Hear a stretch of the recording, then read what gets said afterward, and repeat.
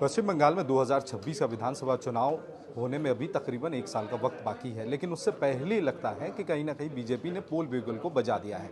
लेकिन तृणमूल भी पीछे नहीं है, उनके तरफ से भी लगातार प्रधानमंत्री मोदी के जो वक्तव्य उनको सामने रखते हुए उन पर काफ़ी ज़्यादा निशाना साधा गया। मेरे साथ इस समय तृणमूल कांग्रेस के सांसद काकुली घोष दस्तेदार मौजूद हैं। काकुली जी, ये बताएं कि कल प्रधानमंत्री पश्चिम बंगाल के दौरे पर आए थे और सिंदूर, ऑपरेशन सिंदूर को सामने रखते हुए उन्होंने बहुत कुछ बातें सामने रखा, लेकिन उसके बाद मुख्यमंत्री ने भी पश्चिम बंगाल की ये सवाल उठाया कि क्या ये प्रधानमंत्री की ओर से राजनीतिकरण यानी पॉलिटिसाइजिंग करने का एक कोशिश किया जा रहा है। किस तरीके से तृणमूल कांग्रेस इसे देखती है?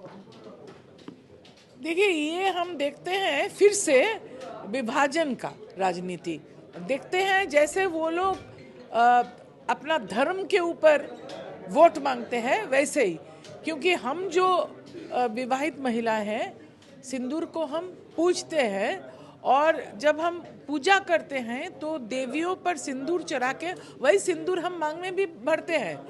और जो औरतें घूमने गए थे पहलगांव, उनका हत्या किया गया पति को, उसका सिंदूर मांग उजड़ गया, तो उसको रक्षा नहीं कर पाए।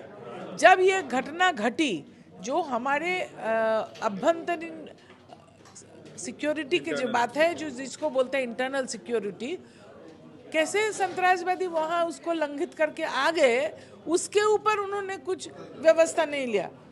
अभी भी वो जो संतरासवाद करने वाले अंदर आए थे घुसपैठिया, उनको अभी तक गिरफ्तार नहीं किया, लेकिन वो आ गए वोट मांगने के लिए बंगाल में और सिंदूर महिलाओं लगाते हैं। उनको सेंटिमेंट यूज करके हमें लगता है कि वोट का ही राजनीति में वो लगे।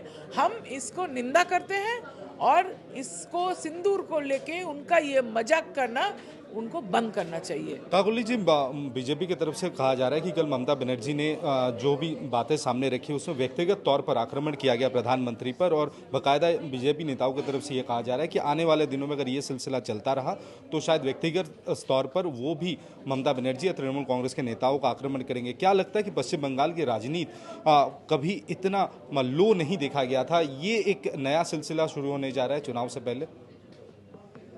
मुझे लगता है भाजपा जो कर रहा है व्यक्तिगत स्तर पर, ये उन्होंने सीपीएम से सीखा, क्योंकि एक ही सुर में बात करते हैं, मिले सुर तुम्हारा हमारा करके जैसे बोलते हैं, कि सीपीएम भी ऐसा व्यक्तिगत करते थे, अभी भी करता है। आप वीडियो चलाइए, यूट्यूब देखिए। मुझे तो लगता है ये वहाँ से सीखा है। दोनों ताल मिल के ममता बनर्जी के पीछे ऐसा कर रहे हैं। जब वो सिंदूर की बात करते हैं तो मैं तो सोचूंगी कि मुझ पर आक्रमण हो रहा है।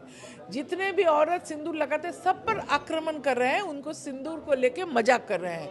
उनको ये नहीं करना चाहिए। ये चुनाव के पहले आके ऐसा व्यक्तिगत रूप से, ममता बनर्जी एक औरत है, उनके ऊपर ऐसा नहीं करना चाहिए। और वो आक्रमण नहीं की, वो सिर्फ जवाब दिया।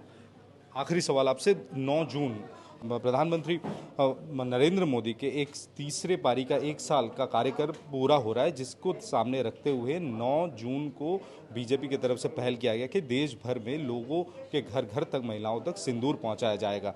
इस फैसले को तृणमूल कांग्रेस किस तरीके से देख रही है? अपने सिंदूर हम खुद खरीद सकते हैं। सिंदूर हिंदुओं का एक पूजा का सामग्री है, तो इससे मुझे लगता है फिर से ये हमारे समाज को हिंदू मुस्लिम में बांटने की कोशिश कर रहे हैं। विभाजन की राजनीति कर रहे हैं? ये विभाजन की राजनीति है और सिंदूर का अपमान हो रहा है।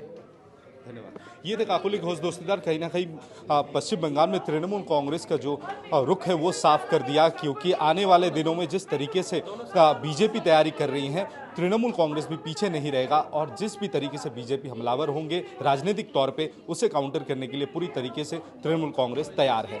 वीडियो जर्नलिस्ट अर्घो के साथ तपस सेनगुप्ता, आज तक, कोलकाता।